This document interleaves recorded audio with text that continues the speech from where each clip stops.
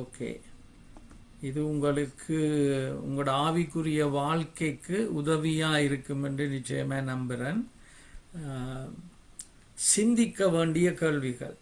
அப்போ இந்த படிப்பினையை நான் செய்யும் பொழுது நீங்கள் சிந்திக்க வேண்டிய கேள்விகள், நீங்கள், மனைவி, பிள்ளைகள் எல்லாரும், வேதம் இயேசுவை யார் என்று சொல்கிறது? இன்றைக்கு இயேசுவை மதிக்காதாக்கள் இல்லை, ஆனால் ஒவ்வொருத்தர் ஒவ்வொன்று சொல்லினோம். பரிசுத்த வேதாகமம் இயேசுவை யார் என்று சொல்கிறது. நான் வேத வசனங்களும் உங்களுக்கு வாசித்து காட்ட போகிறேன். அப்போ அதை நீங்கள் வேணும்னா ஒரு நோட் புக் வச்சு அல்ல ஒரு பேப்பர் வச்சு அதை நீங்கள் எழுதலாம். ரெண்டாவது கேள்வி, இயேசுவுக்குள் இருந்த அந்த ஜீவனை நீங்கள் எந்த அளவுக்கு ருசி பார்க்கிறீர்கள்? சரியா, அவருக்குள்ள இருந்த ஜீவனை பற்றி கதைப்போம். அதை நீங்கள் எந்த அளவுக்கு ருசி பார்க்குறீங்க? ஜீவன் என்றால் என்ன, எந்த அளவுக்கு அதை நீங்கள் ருசி பார்க்குறீங்க? நீங்களே ஒரு கணிப்பை செய்யுங்க. சில வழியில் சொல்லுவீங்க, எனக்குள்ள அந்த ஜீவன் இருக்கிற மாதிரி தெரியல, அல்ல அது பரிபூர்ணப்பட்டு இருக்குது, அல்ல அறகுறையாக இருக்குது. இந்த ஜீவ குறைவை நீங்கள் எவ்வாறு நிவர்த்தி செய்யலாம்? சரியா, இதை குறித்து ஒரு சிந்திங்கோ. இந்த சுவிசேஷம் இயேசுவுக்கு பிறகு 90ஆம் ஆண்டளவில் எழுதப்பட்டது. ரைட், அது அந்த நேரத்தில் மற்ற அப்போஸ்தலர்கள் எல்லாம் செத்துட்டாங்க. அதால அவர் feels a sense of responsibility. இவருக்கு நல்ல வயசு இப்போ. ரைட், அப்போஸ்தலர் போல் செத்துட்டார், அங்கால மிச்சாக்கள் எல்லாம் செத்துட்டினான். அப்போ நான் எப்படியாவது இந்த சுவிசேஷம், இந்த நற்செய்தியை மக்களுக்கு தெரியப்படுத்திட்டு போகணும். அதுவும் எழுத்தில் போட்டால் அது எத்தனையோ காலத்துக்கு நிற்குமென்று அவருக்கு தெரியும். இதை அவர் எழுதுறது ஜூயிஷ் டாஸ்பரா, அங்கே எருசலேமில் இருந்து, இஸ்ரேலில் இருந்து இப்போ பரவலாக போயிட்டினோம். ரைட், அந்த டாஸ்பரா இன்றைக்கு தமிழாக்கள் எல்லாம் உலகம் பூரா போயிருக்கிற மாதிரி அவைகளுக்கு எழுதுகிறார். இந்த டாஸ்பரா கிரீக் ஸ்பீக்கர்ஸ். இன்றைக்கு நாங்கள் எல்லாம் வெளிநாட்டில் இங்கிலீஷ் கதைக்கிறோம். அந்த மாதிரி அன்றைக்கு கிரேக்க மொழி தான் முக்கியமான மொழியாக இருந்தது. அண்ட் படித்தவங்க இன்றைக்கு எங்கள்ட இலங்கை டாஸ்பரா மாதிரி தான்.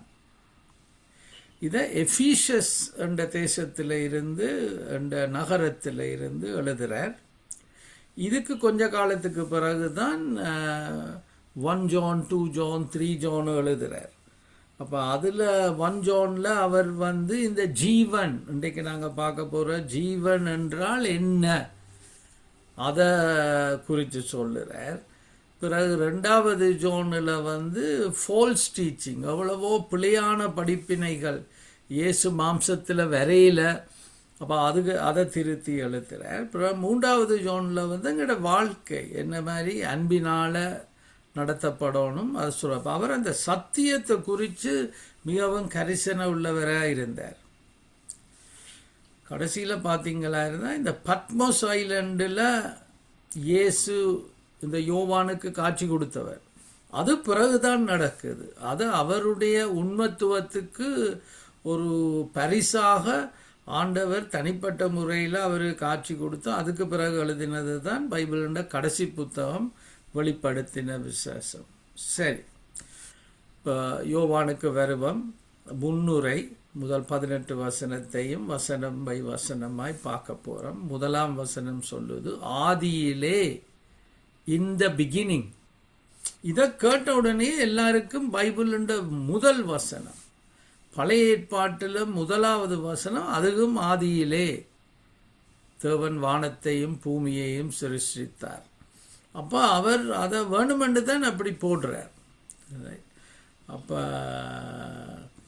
அப்போ உடனே எல்லாரும் எதிர்பார்ப்பினும் தேவன் வானத்தையும் பூமியையும் சிருஷ்டித்தார். ஆனால் இவர் சொல்றார், இல்லை, ஆதியிலே வார்த்தை இருந்தது.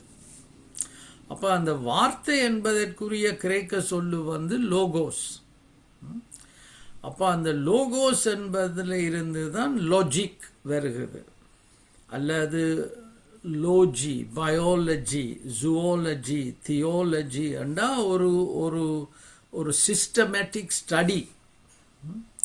அப்போ இந்த கிரேக்க ஸ்காலர்ஸ் நம்பினாங்க இந்த உலகம் எப்படி வந்தது, உலகம் எப்படி இயங்குது, இதுக்கு பின்னால ஒரு ஒரு திட்டம் இருக்கணும்.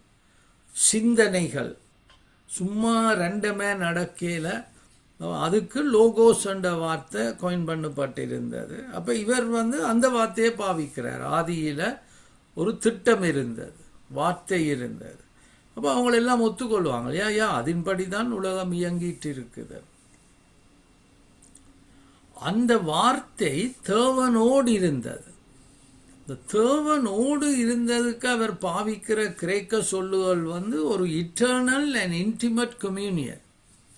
உலகம் ஒரு நேரம் தொடங்கினது, ஆனால் அந்த நேரமே இந்த வார்த்தை, இந்த திட்டம் தேவனோடு இருந்தது, ஒரு உறவுல இருந்தது. அப்போ அது கொஞ்சம் குழப்பமா இருக்கும், என்னடா திட்டம் உறவுல இருந்ததா? அந்த வார்த்தை, அந்த திட்டம் தேவனாயிருந்தது. ஓஹோ, திட்டம் தேவனாயிருந்ததா? இப்போ பாருங்க, அவர் என்ன விதமாக இந்த படித்தவர்கள், அப்போ அவர்கள் எல்லாம் இயேசுவை தேவன் என்று ஏற்பதற்கு ரெடி இல்லை. அப்போ அவர் ஞானமாக இப்படி இன்ட்ரடியூஸ் பண்றார் காஸ்பலை. அவர் இப்ப பச்சையே சொல்றார், அவர் ஒரு நபர்,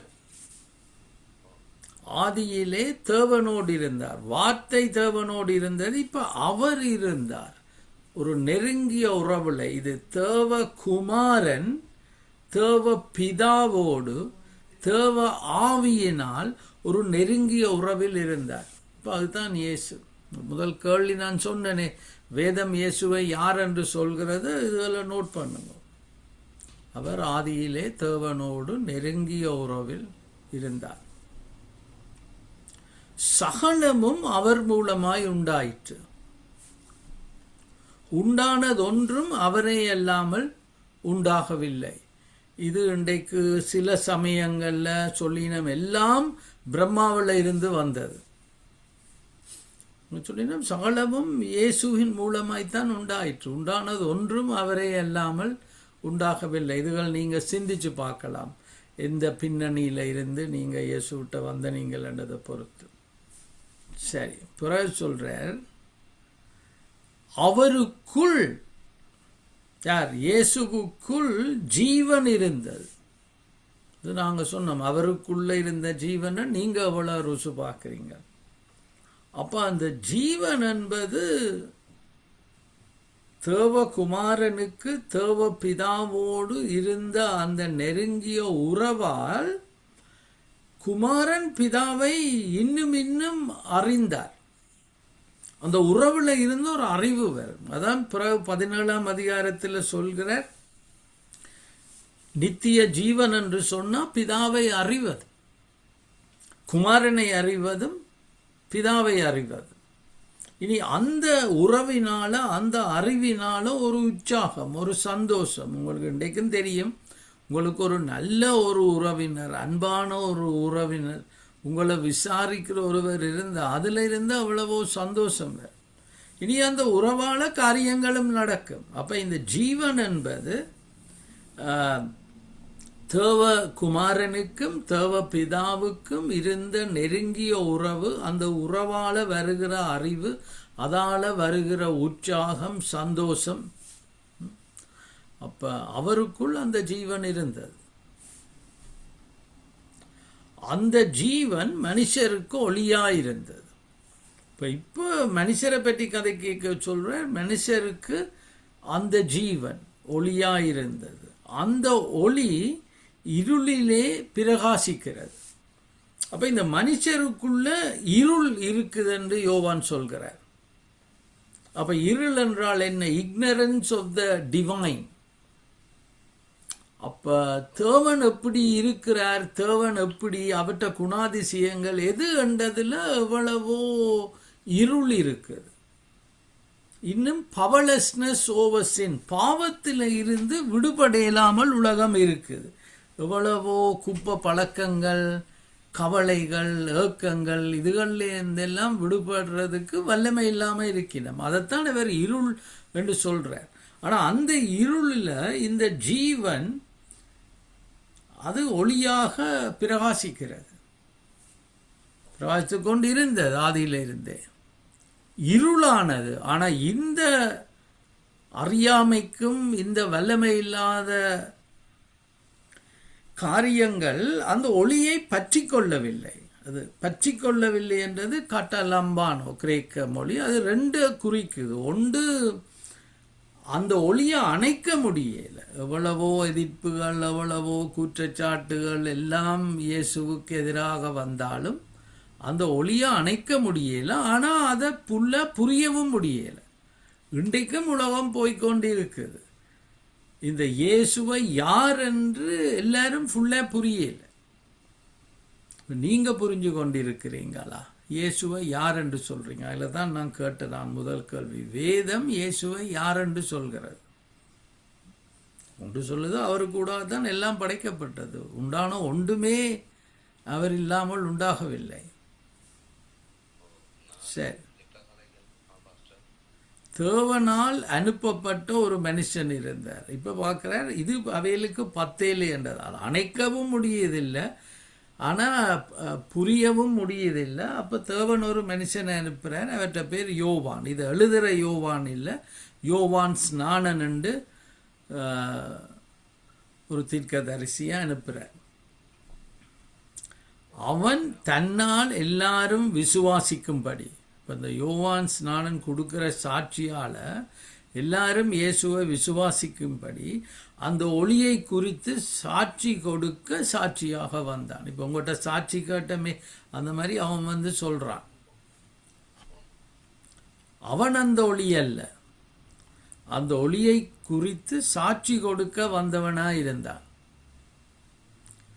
உலகத்திலே வந்த எந்த மனுஷனையும் பிரகாசிப்பிற ஒளியே அந்த மெய்யான ஒளி. உலகத்திலே வந்து எந்த மனுஷனையும் பிரகாசிப்பிக்கிற ஒளியே அந்த மெய்யான ஒளி. அப்ப அந்த ஜீவன், அந்த தேவகுமாரன், அவர் உலகத்தில் வார. ஏன்னா உலகத்துக்கு அவரை புரிஞ்சு கொள்ள முடியல. அவர் உலகத்தில் இருந்தார். இப்ப இது அவங்களுக்கு ஒரு பெரிய சவாலா இருந்திருக்கும். என்னடா, நீ முதல் திட்டமெண்டாய், திட்டத்தை தேவகுமாரன் என்றாய், அவரை தேவன் என்றாய், இப்ப அவர் உலகத்தில் இருந்தாரா? உலகம் அவர் மூலமாய் உண்டாயிற்று.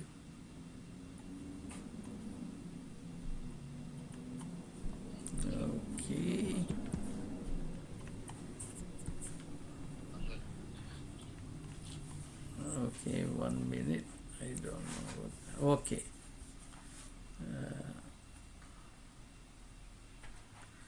அவர் தமக்கு சொந்தமானதிலே வந்தார். ஸ்கிரீன் தெரியுது தானே?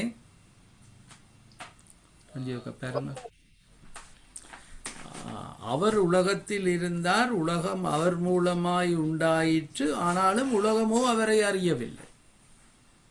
பாருங்க, நீங்கள்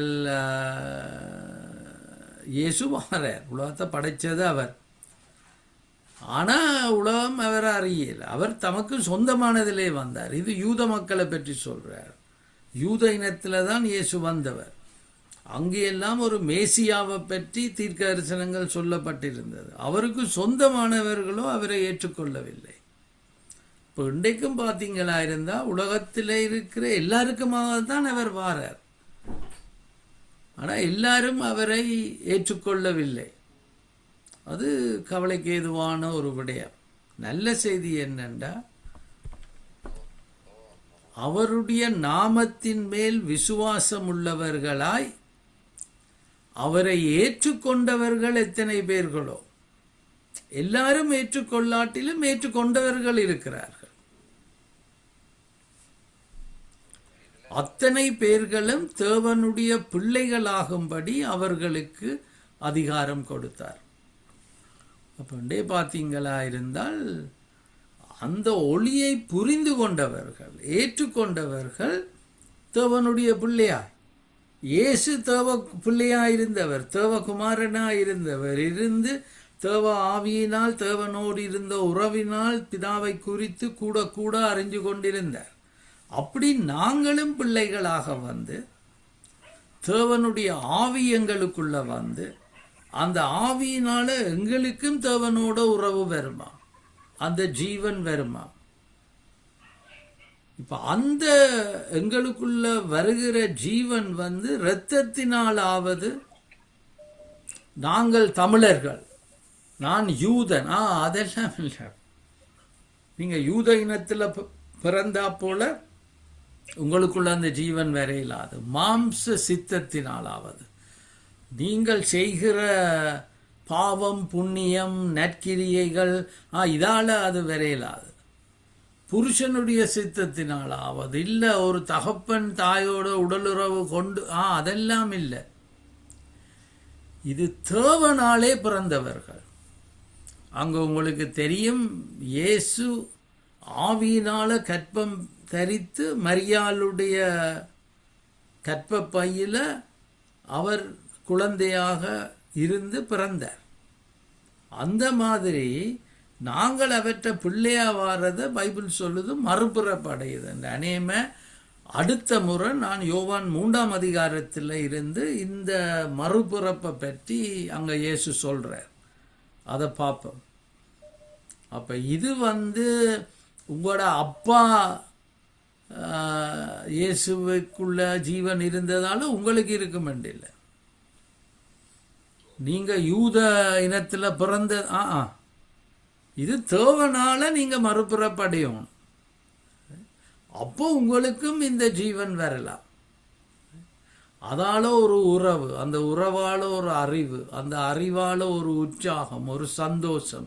இந்த கவலைகள் ஏக்கங்கள், ஏண்டா எனக்கு இப்படி நடக்குதா, இதெல்லாம் இருக்க தேவையில்லை. அந்த வார்த்தை மாம்சமாக அந்த திட்டம், அந்த தேவகுமாரன் மரியாளுக்குள்ள வந்து பிறக்கிறார், பிறந்து உலகத்துல வாரார். கிருபையினாலும் சத்தியத்தினாலும் நிறைந்தவராய். நாங்கள் அங்க என்ன பார்த்தோம், உலகம் வந்து இருள் நிறைந்ததா இருக்குது. தேவனை குறித்த அறிவு எல்லாம் அங்க சத்தியம் இல்லாமல் ஒவ்வொருத்தரும் ஒவ்வொன்று சொல்லிட்டு இருக்கிறாங்க. பிறகு கிருபை என்று சொன்னா ஆண்டவருடைய ஒரு ஸ்பெஷல் ஃபேவர், அன்மெரிட்டட் ஃபேவர். நான் செய்த புண்ணியத்தால் எனக்கு வாரதில்லை, தேவன் கிருபை நிறைந்தவர். அதை இயேசு காட்டினார். இப்ப பாவிகளும் அவரை ஏற்றுக்கொள்ளலாம். நமக்குள்ளே வாசம் பண்ணினார், அவருடைய மகிமையை கண்டோம். அப்ப யோவான் சொல்ற, நாங்கள் கண்டோம் அவருக்குள்ள கிரியை செய்த அந்த மகிமையை. அது பிதாவுக்கு ஒரே பேரானவருடைய மகிமைக்கு ஏற்ற மகிமையாகவே இருந்தது. யோவான் அவரை குறித்து சாட்சி கொடுத்து, இது இந்த எழுதுகிற யோவான் இல்லை, அந்த யோவான் ஸ்நானன், எனக்கு பின் வருகிறவர் எனக்கு முன் இருந்தவர். அப்ப அவருக்கு பிறகுதான் அங்க இயேசு மக்களுக்கு தெரிய வருகிறார். அவர் எனக்கு முன் இருந்தவர் என்று அவர் ஆதியிலேயே இருந்தவர் தானே. ஆகையால் அவர் என்னிலும் மேன்மையுள்ளவர் என்று நான் சொல்லியிருந்தேனே. அவர் இவர்தான் என்று சத்தமிட்டு கூறினான். அவருடைய பரிபூரணத்தினால், பரிபூரணம், பூரணம் என்றாலே கம்ப்ளீட், பரிபூரணம் என்றால் அங்க என்னவும் மிஸ் பண்ணப்படையில. அவருடைய பரிபூரணத்தினால், இயேசுவின் பரிபூரணத்தினால் நாம் எல்லாரும் கிருபையின் மேல் கிருபை பெற்றோம். நாங்கள் இந்த விதமாக பாவத்துக்கு, கவலைக்கு, ஏக்கத்துக்கு எல்லாம் அடிமையா இருக்க தேவையில்லை. நான் செய்கிற புண்ணியத்தால இல்லை எனக்கு அந்த கிருபை வரப்போகுது, இயேசுவால வருகுது. இயேசுவை யாரென்று புரிஞ்சமாயிருந்தா அந்த ஜீவனுக்கூடாக வருகிறது, அந்த உறவுக்கூடாக, அந்த ஆவியானவருக்கூடாக. எப்படி எனில் நியாயப்பிரமாணம் மோசேயின் மூலமாய் கொடுக்கப்பட்டது. யூத மக்களுக்கு மோசே கூடாக சீனாய் மலையில் அந்த 10 கற்பனைகள் உலகத்துக்கே தெரிஞ்சது கொடுக்கப்பட்டது. அது யூத மக்கள் அதை ஒரு பெரிய பெருமையாக கருதினர். அப்போ அது மாதிரி இன்றைக்கு எங்களுக்கும் ஒவ்வொரு புத்தகங்கள் இருக்குது. என்ன பகவத்கீதா இருக்குது, பஞ்சமா பாதகங்கள் செய்யப்படாதுன்னு தெரியும். முஸ்லீம் சொல்லுவினம் குர்ஆன் இருக்குது. அப்ப கிருபையும் சத்தியமும் இயேசு கிறிஸ்துவின் மூலமாய் உண்டாயின. இப்ப யூத மக்களுக்கே யோவானுக்கு தெரியும், 10 கற்பனைகளை ஆண்டவர் தான் தந்தவர், தேவன் தான் தந்தவர். ஆனா அது முழு சத்தியமும் அதுல அடங்கி இல்லை. அது சத்தியத்துக்கு வழிகாட்டுது. ஆனா நீங்க அதை பிடிச்சு கொண்டு இருந்தா, நீங்க பகவத்கீதையை பிடிச்சு கொண்டு, குர்ஆனை பிடிச்சு கொண்டு, நீங்கள் 10 கற்பனைகளை பிடிச்சு கொண்டு இருந்தீங்களா இருந்தா மிஸ் பண்ண போறீங்க. இயேசு கிறிஸ்துவின் மூலம் சொன்ன அந்த சத்தியமும் கிருபையும் தேவை. அது இயேசு கிறிஸ்துவின் மூலமாய் உண்டாயின. தேவனை ஒருவனும் ஒரு காலம் கண்டதில்லை. பிதாவின் மடியில் இருக்கிற ஒரே பேரான குமாரனே. ஆனா இந்த தேவகுமாரன் அவரோட தான் இட்டர்னல் அண்ட் இன்டிமேட் கொம்யூனியன்ல இருந்தவர். அவர் மாம்சமாகி பிதாவை வெளிப்படுத்துறார். அதுல தான் இயேசு சொன்னார், நீங்க என்ன கண்டீங்கண்டா என்ற பிதாவை கண்டீங்க. நான் சொல்றதெல்லாம் பிதா சொல்றதை கேட்டுதான் நான் சொல்றேன். நான் செய்கிறதெல்லாம் நானும் அவரும் உண்டு. அந்த உறவுல அவரை குறித்த அறிவுல வளர்ந்து அவர் என்ன சிந்திக்கிறாரோ அதை செயல்படுத்தத்தான் என்ற உள்ளம் இருக்கு. அப்ப அவர் பிதாவை உலகத்துக்கு வெளிப்படுத்தி இருக்கிறார். ஆனாலும் உலகம் இன்னும் அவரை அறியாமல் இருக்கிறோம். சரியா? இப்ப நாங்கள் இது முன்னுரை, யோவான் 1ஆம் அதிகாரம் முதல் 18 வசனங்களும். இப்ப பின்னுரைக்கு போனா 20ஆம் அதிகாரம் இதை கொண்டு முடிக்க, அதுக்கு பிறகு ஒரு பின் இணைப்பு இருக்குது, ஒரு அடண்டம் என்று சொல்லுவோம். புத்தகம் முடிஞ்சது, ஆனா இன்னொரு இணைப்பு அதுல 21ஆம் அதிகாரம். ஆனா இந்த வசனங்களோட தான் யோவான் சுவிசேஷத்தை முடிக்கிறார். இது 30-31, 20-21 இல்லை, 30-31. இந்த புஸ்தகத்தில் எழுதியிராத வேறு அநேக அற்புதங்களையும் இயேசு தமது சீசருக்கு முன்பாக செய்தார். அப்ப இவர் இந்த புத்தகத்துல ஒரு சைன்ஸ், இயேசு தான் கிறிஸ்து, தான் தேவனுடைய குமாரன், தேவனோட உறவுல இருக்கிறவர் என்பதை நிரூபிக்கிறதுக்காக உலகத்துல யாரும் செய்யாத அற்புதங்களை அவர் செய்தார். அதை இவர் எழுதுறார். சொன்னா எல்லாத்தையும் எழுதல, அதை எழுதுறார். அப்ப நாங்க இந்த யோவான் சுவிசேஷத்தை படிக்கும் பொழுது நாங்க திரும்ப திரும்ப பார்ப்போம். அவர் தொடங்கினார், கானா ஒரு கல்யாணத்துல ஒரு அற்புதம் நடக்குது, தண்ணியை திராட்சரசமாக்கினவர். அந்த தேவை இருக்கேக்க அவர் செய்கிறார். இயேசு தேவனுடைய குமாரனாகிய கிறிஸ்து என்று நீங்கள் விசுவாசிக்கும்படியாகும். அப்ப இந்த ஜீவன் எங்களுக்கு வர வேணுமாயிருந்தா நாங்க இரத்தத்தினால மாம்சத்தினால புருஷனுடைய சித்தத்தினால இல்ல, தேவனால பிறக்கணும். இயேசு என்ன விதமாய் தேவனால மரியாளுக்குள்ள மாம்சமாய் பிறந்தாரோ அந்த மாதிரி எங்களுக்குள்ளேயும் ஆவியினால ஒரு மறுபிறப்பு வரணும். அதுக்கு எங்களுக்கு ஞானம் வரணும். இயேசு யார் என்ற ஞானம் வரணும். இயேசு தேவனுடைய குமாரனாகிய கிறிஸ்து. அந்த ஞானம் எப்ப எங்களுக்கு இயேசு தேவனுடைய குமாரன், தேவன், தேவ பிதாவும் தேவ குமாரனும் அங்க ஒன்று, ரைட்? இந்த சென்ஸ் ஆஃப் அவர்கள் அந்த ட்ரினிட்டி என்று சொல்லுவோம், 3 in 1, 3 நபர்கள் ஆனா ஒரே தேவன். H2O. அது தண்ணியா ஐஸா ஆவியா எல்லாம் H2O. இப்போ தேவ பிதா இருக்கிறார், தேவ குமாரன் இருக்கிறார், தேவ ஆவி அவைகளுக்குள்ள அந்த உறவுல அவையில வளர்த்தது. அப்ப இது எங்களுக்கு இதை நாங்க விசுவாசிக்கோம். தேவ குமாரனாகிய கிறிஸ்து, கிறிஸ்துவண்டா அபிஷேகம் பண்ணப்பட்டவர் தேவனால. இன்னத்துக்கு அபிஷேகம் பண்ணவர் இந்த இருளில் இருந்த மக்களுக்கு வந்து சத்தியத்தை சொல்லி, இந்த கிருபை புண்ணியத்தால வார கிருபை இல்லை, விசுவாசத்தால வார கிருபை. அது இயேசு தான் அதை கொண்டாடுறார். அப்ப அவர்கள் எல்லாம் நம்பினவேல் அவையல் இப்ப ரோம ராஜ்யத்துக்கு அடிமையாக வந்துட்டின. இப்ப அவையல் எல்லாம் நம்பினது முந்தி இருந்த தாவீது ராஜா மாதிரி, இன்னொரு எங்களுக்கு பிரபாகரன் வந்த மாதிரி ஒரு ஆள் வந்து எங்களுக்கு விடுதலையை கொண்டருவார். அவரைத்தான் மேசியா, அபிஷேகம் பண்ணப்பட்டவர், இரட்சகர்.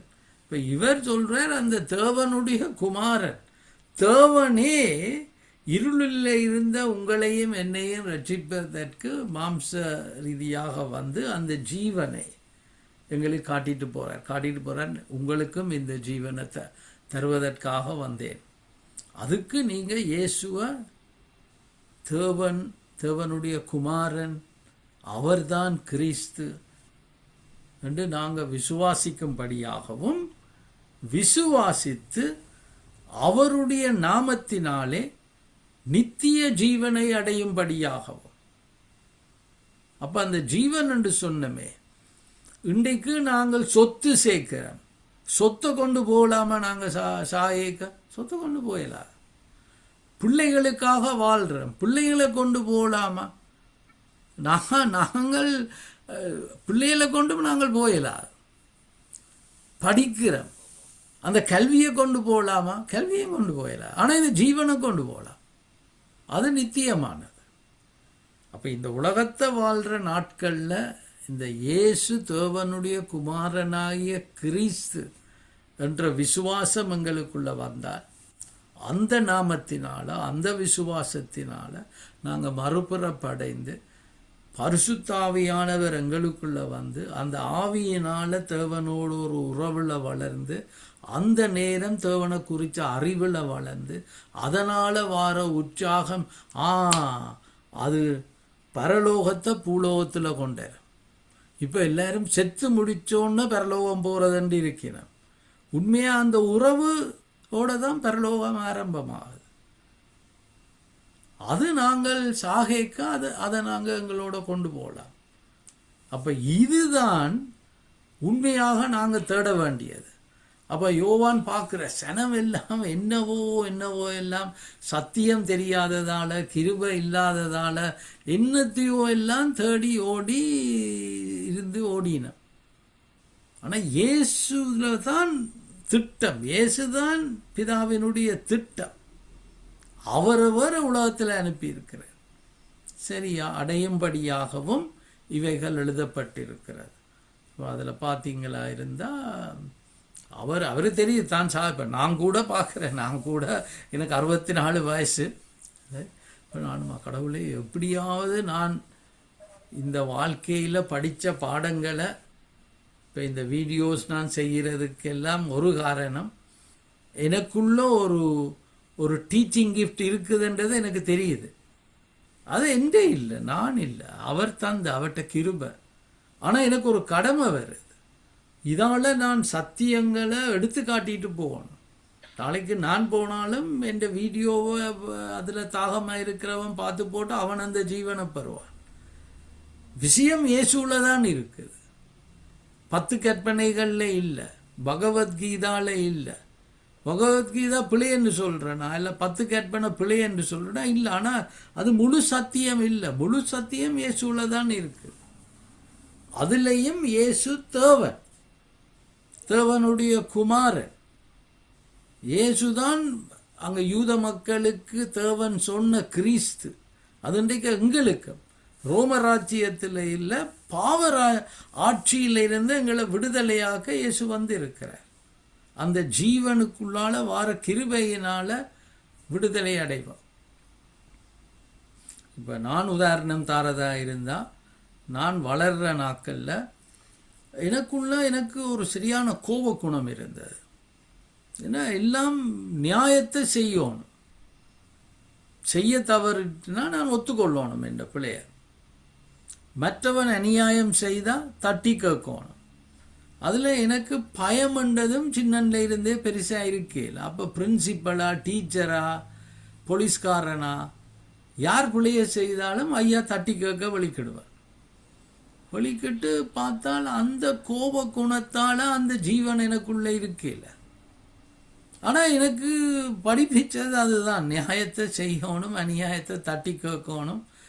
அப்போ நாங்கள் கிட்டத்தட்ட எங்களோட போராட்டமே அநியாயத்தை தட்டி கேட்க வலிக்கிட்டு கடைசியில் எங்கோன்னு வந்து விட்டு. ஆனால் இப்போ அந்த ஜீவனால் அவர் சொல்கிறா, இல்லை மன்னிச்சு விடு, அவன் செய்த பிள்ளை தான், அநியாயம்தான், அதை தேவன் கணக்கு கேட்பார் அவர்கிட்ட. அதால் எனக்கு எவ்வளவோ அந்த ஜீவன், அந்த உறவினால் எவ்வளவோ அறிவு அந்த அறிவினால் எவ்வளவோ சந்தோஷம், சமாதானம், இப்படி எத்தனையோ காரியங்களை நான் சாட்சியாக சொல்லலாம். அப்போ உங்களுக்கும் நான் சொல்கிறது, இந்த யோவான் சுவிசேஷத்தை நாங்கள் படிக்கும் பொழுது அதை அவதானமாக உள்வாங்குங்க. அதை உள்வாங்கி அந்த இயேசுதான் திட்டம், அவர் தேவனுடைய குமாரன் என்று உங்களுக்கு விசுவாசம் வருதா, அவர்தான் கிறிஸ்து, அவர்தான் சத்தியம் நிறைந்தவராக இருக்கிறார், கிருபை நிறைந்தவராக இருக்கிறார். நீங்கள் அவரை உங்களோட உள்ளத்தில் ஏற்று இந்த உறவை ஆரம்பிக்கலாம். சரியா? அப்போ யோவான் 10ஆம் அதிகாரம் 10ஆம் வசனம் இதையும் படிப்போம். இயேசு சொல்கிறார், நானோ அவைகளுக்கு ஜீவன் உண்டாயிருக்கும்.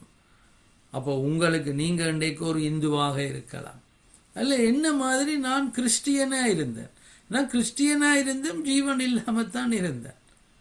ஏண்டா இயேசு தேவகுமாரன், இயேசு கிறிஸ்துன்றது எனக்கு பத்தே இல்லை.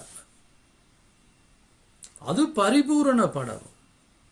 இப்போ தேவகுமாரனுக்கும் தேவ பிதாவுக்கும் இருந்த அந்த உறவு பரிபூரணப்பட்டிருந்தது.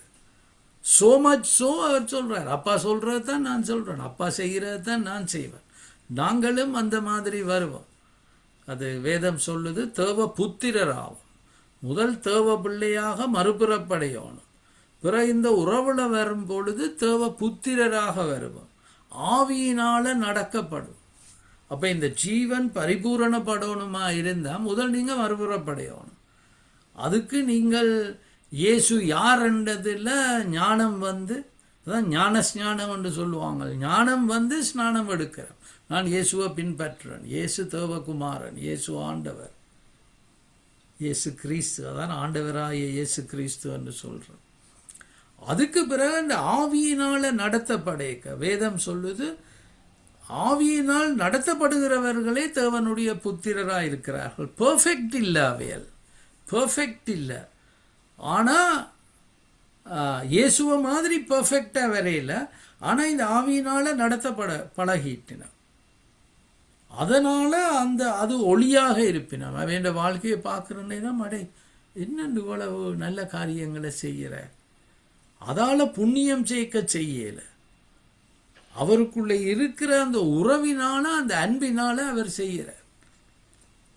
சரி, இப்போ இந்த கேள்விகளுக்கு நீங்கள் உங்களோட குடும்பமாக இருந்தீங்களாக இருந்தால், இப்போ நீங்கள் தேன்மொழி இருக்கிறீங்கள், பாஸ்டர் கிறிஸ்துகுமார், நீங்கள் பிள்ளைகள் இருந்தால் அவைகிட்ட கேளுங்க, வேதம் இயேசுவை யார் என்று சொல்கிறார்? இப்போ வேதத்தை படித்தோம், வேதம் இயேசுவை யார் என்று சொல்லுது, நீங்கள் யார் என்று சொல்றீங்கள் என்று இல்லை. வேதம் இயேசுவை யார் என்று சொல்கிறது, அல்லது அப்போஸ்தலன் ஜான் இயேசுவை யார் என்று சொல்றார்? அதை கேளுங்க.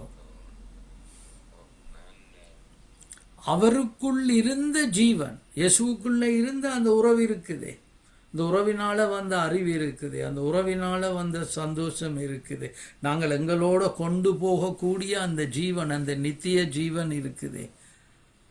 அதை எந்த அளவுக்கு நீங்கள் ருசி பார்க்குறீங்க? தேன்மொழியும் கிறிஸ்துகுமாரும் உங்களோட பிள்ளைகள் இருந்தால் வீட்டு கேளுங்க. நீங்கள் இது ஒரு 0ல் இருந்து 10க்கு எடுத்தால் 0, அம்மா எனக்குள்ள ஜீவன் இருக்குதோன்றதே எனக்கு கேள்விக்குறியா இருக்குது. என்ன பிரச்சனை என்றால் ஜீவன் இல்லாத ஆக்களுக்கும் புண்ணியம் செய்கிற ஆக்களுக்கும் பார்த்தா சில வேளையில் உண்மையாக அங்கே பரிசுத்தாவி இல்லை, பிதாவோட உறவு இல்லை. ஆனால் நாங்கள் கொஞ்சம் அதுக்காக செய்கிறது எல்லாம் குப்பையண்டு இல்லை, கொஞ்சம் நல்ல வேலையிலும் செய்து கொண்டிருப்போம். சர்ச்சுக்கு போவோம், கோயிலுக்கு போவோம், மொஸ்குக்கு போவோம், கொஞ்சம் அன்னதானம் செய்வோம். அது இல்லை, இயேசு செய்த மாதிரி அந்த உறவினால் பிதாவுக்காக பிதாவில் அப்போ அது ஜீரோவாக இருக்கலாம். 10 சொன்னால் அந்த தேவ புத்திரனாய் வந்துட்டார், ஆவியினால் நடத்தப்படுறோம். போகிற இடமெல்லாம் அந்த ஜீவன் தெரியுது. இப்போ இன்றைக்கு சாட்சி நேரம் நாங்கள் கொடுக்கும் பொழுது இன்றைக்கு ஓகே, ஆனால் இது பத்தாது. அது என்னத்தை காட்டுதான் இருந்தால் அந்த அந்த ஜீவனை 10ல் ருசி பார்க்குறோம் இல்லை. எங்கே போனாலும் எந்த பிரச்சனையிலையும் யாற்ற பிரச்சனையிலையும் ஆவியானவர் உங்களுக்கு சொல்லுவார், இதான் பதில், இதான் நடக்குது. அப்போ அதாவே சொல்லலாம், அம்மா எனக்கு நிச்சயமாக 10 இல்லை, சைவரும் இல்லை, ஒரு மேபி 4. அப்போ நீங்கள் கேட்க வேண்டிய இது கூடுதா குறையுதா? போன வருஷம் இந்த நேரத்தில் எங்கே இருந்த நீங்களம்மா, இப்போ அது உங்களுக்கு கூடுதா? செய்கிற புண்ணியத்தால் இல்லை, அந்த உறவு, அந்த நெருக்கம், அதால் வார சந்தோஷம், அதால் வார அறிவு. இப்போ நான் சொல்லுவேன், நான் இப்போ ஒரு 42 வருஷமே இயேசுவை பின்பற்றுறேன். நான் உங்களுக்கு சொல்ல அந்த அறிவு எனக்கு கூடிகிட்டே வருது. அது சில நேரங்களில் நானும் அது அப்படியே ஒரு மந்த நிலையில் இருக்கும், கூடுது. அந்த அறிவு கூடுறதால அந்த நெருக்கம் கூடி அதை ருசி பார்க்குறேன்.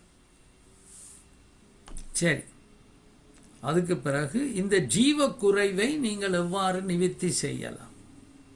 அப்போ நீங்கள் ஆவியானவர் உங்களுக்குள்ள இருக்குதான்றதே உங்களுக்கு கேள்வியாக இருந்தால், அங்கே கூடிக்கொண்டு போகிற மாதிரி தெரியலையா இருந்தால் நீங்கள் எவ்வாறு நிவர்த்தி செய்யலாம்? இதை சிந்தியுங்கோ. நான் சுருக்கமாக சொல்கிறேன், நீங்கள் முதல் மறுபுறப்படையும் தேவனால திருப்பி பிறக்கணும். அப்போ தான் அந்த ஆவியானவர் தான் அந்த ஞானத்தை கொண்டு வந்து பிறகு நீங்கள் வேற உள்ளுக்குள்ளே வேற சொல்லும் பொழுது வேறு பிறகு நீங்கள் வார்த்தையை நல்லா விதைக்கணும். ஏன்னா அந்த வார்த்தை தான் தேவ திட்டம். இது நான் நடுகளும் சொல்கிறது, ஒரு பைபிள் அக்கவுண்ட். அதை நீங்கள் தொடர்ந்து படித்து இந்த லோகோஸ், இந்த தேவ சிந்தனைகள், தேவ திட்டங்களை நீங்கள் டிபாசிட் பண்ணணும். அப்போ இது லோகோஸ். இதை அவ்வளோத்துக்கு எவ்வளோ போட்டு வைக்கிறீங்களோ பிறகு இங்கால ரேமா வரும்.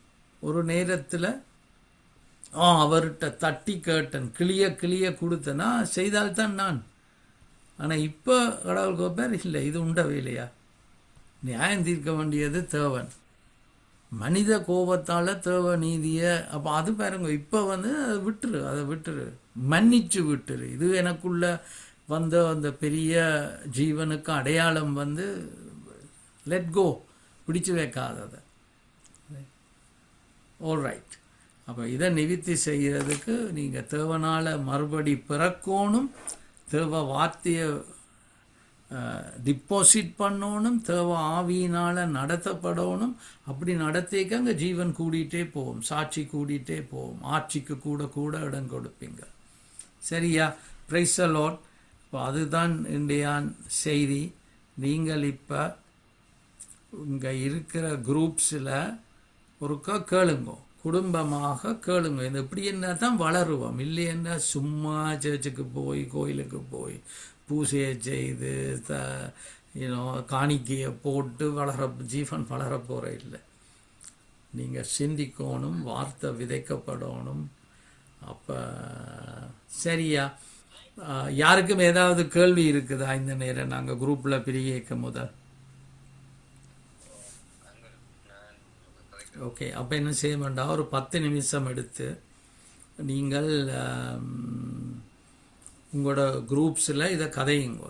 இது முக்கியம். இதை டப்பண்டு விட்டு கேளண்டு கேட்டும் கேளாதவர்களாக வாழ பழகிட்டேன்.